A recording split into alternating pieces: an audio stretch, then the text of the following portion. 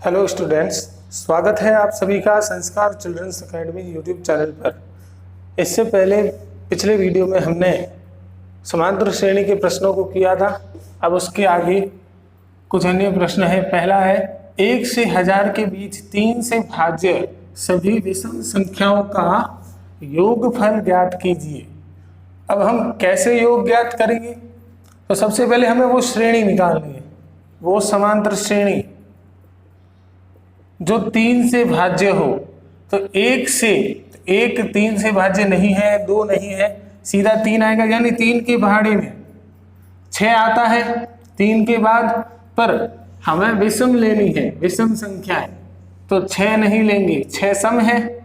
उसके बाद 9 आएगा, फिर 12 नहीं लेंगे, सम हो जाएगा, फिर 15, और ऐसे के करके अंतिम पद हो जाएगा 999। 1000 तक लेनी है। 1000 3 से भाज्य नहीं है, लेकिन 999 है, तो लास्ट पद हो जाएगा 999। तो यहां से हम देखते हैं प्रथम पद ए हमारे पास आ जाएगा 3। प्रथम पद ए 3 आ गया। फिर हमें निकालना सार्व अंतर डी, तो डी आ जाएगा 9 में से 3 घटाएंगे 6, दूसरे में से पहला पद घटाना, 9 में से 3 गए 6, और एल अंतिम पद 999, जिसको an भी लिखते हैं। अब हमें पता है कि यहाँ पर पदों की संख्या हमारे पास नहीं है, यानी n का मान निकालने के लिए सबसे पहले हम अंतिम पद का सूत्र लगाते हैं। an बराबर a plus n-1 into D. तो an का मान है 999, a का मान 3, n ज्ञात करना है, d का मान 6। 999 है, 3 इधर आ गया, माइनस का 3, 6 गुणा में है, और n-1, तो यहाँ 999 में से 3 गए 996, और 6 गुणा में है, वज्र गुणा करेंगे तो बट्टे में आ जाएगा, और इधर बच गया n-1।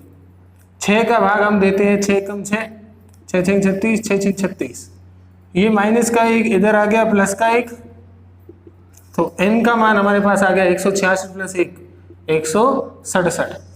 अब हमें निकालना है Sn का मान, योग निकालना पूछा हमें, क्या है? योगफल ज्ञात कीजिए। योग का सूत्र, Sn का सूत्र होता है n/2 a प्लस l। जब अंतिम पद दिया गया हो तो n हमारे पास आया है 167/2, a का मान है 3 प्लस l का मान है 999।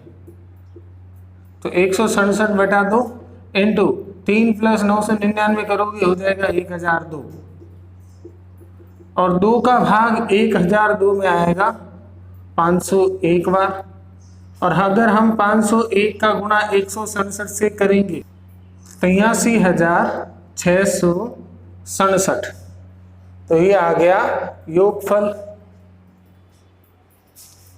स्टूडेंट्स, अगला प्रश्न है, एक समांतर श्रेणी में प्रथम पद 8 है और nवां पद 33 है, यानी an, और पहले n पदों का योगफल दिया हुआ है 123, यानी Sn भी दिया हुआ है। तो n तथा सार्वंतर d ज्ञात करो। तो प्रथम पद यानी a 8 है, nवां पद यानी an, जिसको l भी लिखते हो, 33 है, और योग यानी Sn 123। अब हमें सूत्र पता है Sn का, n/2 a plus l। Sn का मान है 123, n ज्ञात करना है, बटे में 2, a का मान 8 और l का मान 33। 2 का वज्र गुणा किया, 123 की गुणा में आ गया, n बच गया 33 और 8 हो गए 42। तो 123 का गुणा हम 2 से करेंगे तो हो जाएगा, ये 2 3 6, 2 दूनी 4, 246, और बटे में आ जाएगा 42 बराबर n। जब हम 42 का भाग 6 में देंगे, 246 में देंगे, तो ये जाएगा 6 बार, तो n का मान आ जाएगा 6। अब हमें निकालना है डी। डी के लिए हम सूत्र लगाते हैं एन का। एन का सूत्र होता है a plus n minus one into d. D पूछा है सार्वंतर, एन पूछा था, एन निकाल दिया। तो एन का मान है 33, ए का मान 8 प्लस एन का मान हमने निकाला है 6, तो 6 माइनस 1 और इंटू डी। यहां से 8 इधर आएगा, माइनस का 8 और 6 माइनस 1 हो जाएंगे 5। तो 33 में से 8 गए, बचेंगे हमारे पास 25 बराबर 5D। 5 बटे में आ गया, डी बचेगा और डी का मान 5 का भाग 25 में 5 बार, तो उत्तर आ गया डी 5 और एन 6। स्टूडेंट्स, अगला प्रश्न है 280 रुपए की राशि 4 पुरस्कार देने के लिए रखी गई है। यदि प्रथम पुरस्कार के बाद का प्रत्येक पुरस्कार अपने ठीक पहले पुरस्कार से 20 रुपए कम है तो प्रत्येक पुरस्कार की राशि ज्ञात करो। हम मान लेते हैं, माना 4 पुरस्कार की राशि है, 4 पुरस्कार की राशि है, वो है a plus D, A plus 2D और ए प्लस 3D। समांतर श्रेणी में मानना है। अब इन चारों का मूल्य है 280, तो प्रश्नानुसार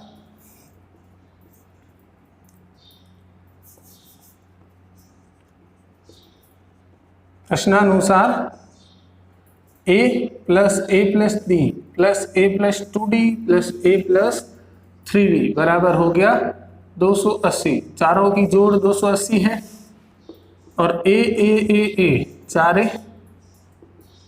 D plus 2D 3D plus 3D 6D बराबर 280।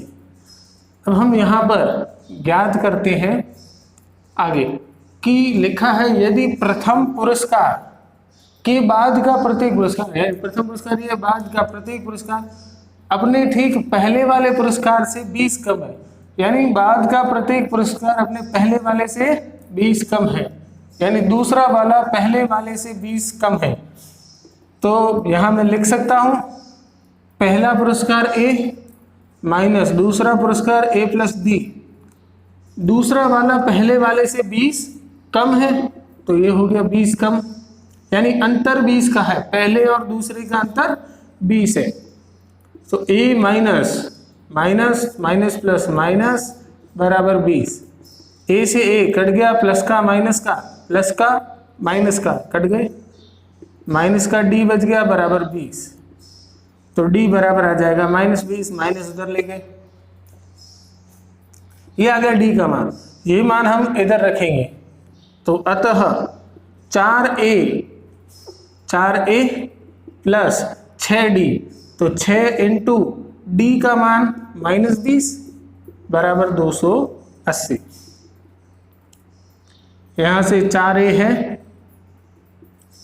प्लस माइनस माइनस 6 दूनी 12 यानी 120 बराबर 280। 4a बराबर आएगा 120 उधर जाएगा, प्लस का 120 हो गया, माइनस का उधर गया प्लस का, यहां से a बराबर ये हो गया 400, 280 प्लस 120 4 आ गया बट्टे में बराबर हो गया 100। अब हम निकालेंगे चारों पुरस्कार, अतः चारों पुरस्कारों की राशि, सबसे पहले ए का मान है 100, फिर है ए प्लस डी, तो ए का मान 100 है प्लस डी का मान है -20, तो -20, फिर ए का मान 100, फिर 2d, तो 20 का 2 गुना -40, फिर 100 माइनस डी का 3 गुना यानी 20 का 3 गुना, 20 दिया 60, तो 100 आ गया, 100 के बाद 80 आएगा, 100 में से 20 गए, 100 में से 40 गए 60, 100 में से 60 गए 40, तो हमें कंडीशन दी थी कि अपने ठीक पहले पुरस्कार से 20 कम है, तो देख लो 20 कम है और सबका योग करोगे तो आएगा 280। तो ये आ गया इसका उत्तर। स्टूडेंट्स, अगला प्रश्न ये है कि एक टीवी सेटों के निर्माता तीसरे वर्ष 600 टीवी और 7वें वर्ष 700 टीवी बनाता है, तो सेटों का उत्पादन करता है, तो ज्ञात करना है। पहला ज्ञात करना प्रथम वर्ष में उत्पादन, यानी ए निकालना है, प्रथम पद निकालना है। सबसे पहले इसने कहा तीसरा वर्ष, तो प्रश्नानुसार तीसरा वर्ष क्या होता है? a+2d होता है। प्रथम a हो जाएगा, द्वितीय a+d होता है, तीसरा a+2d। 3 है इसलिए 1 कम हो जाता है, बराबर है 600। और 7वें वर्ष के लिए a+6d आएगा, वो है 700। 7वें वर्ष में 700 टीवी उत्पादित करता है। यहां हम इसको घटाने पर माइनस माइनस माइनस ये कट गया, 6d में से 2d गई, माइनस का 4d, क्योंकि माइनस का है बड़ा। 700 में से 600 गए, माइनस का 100, यहाँ से d आ जाएगा -100 बटा -4। माइनस से माइनस कट गया, 4 का भाग 100 में 25वां। ये मान हम इधर रख लेते, a+2 इंटू d का मान 25 बराबर है 600। 25 दूनी हो जाएगा 50 बराबर 600। यहाँ से a बराबर आएगा 50 उधर गया, 600 में से 50 गए, a बराबर आ गया 550। तो हमारे पास आ गया प्रथम पद, यानी प्रथम वर्ष का उत्पादन। यहाँ हम लिख भी सकते हैं, अतः प्रथम वर्ष का उत्पादन बराबर 550। अगला 10 वर्षों का कुल उत्पादन निकालना है, तो 10 वर्षों का 10वें वर्ष का उत्पादन निकालना है। यानी जैसे ये तीसरा पद है, ये 7वां है, तो हमें 10वां पद निकालना है। यानी n का मान हमें 10 दिया गया, a का मान यहां से हमने निकाला है 550 और d का मान भी निकाला हमने 25, और 10वां यानी a plus n-1 into d, a 10वां निकालना है, a 10 निकालना है।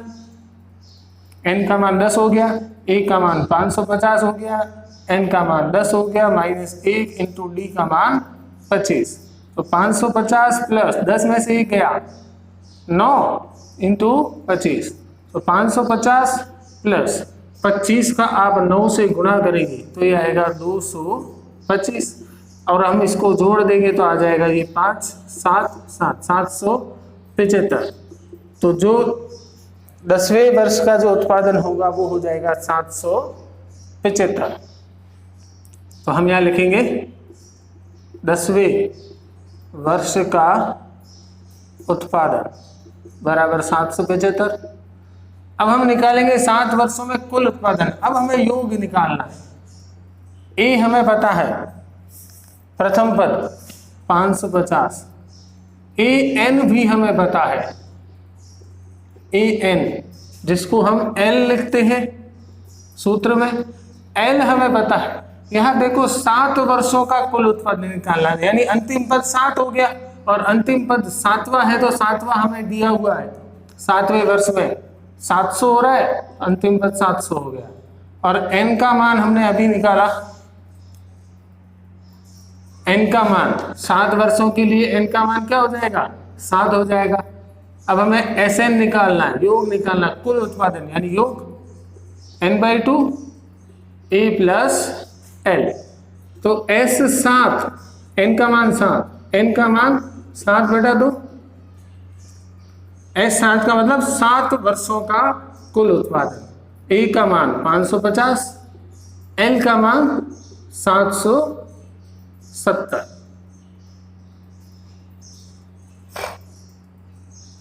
L का मान 700।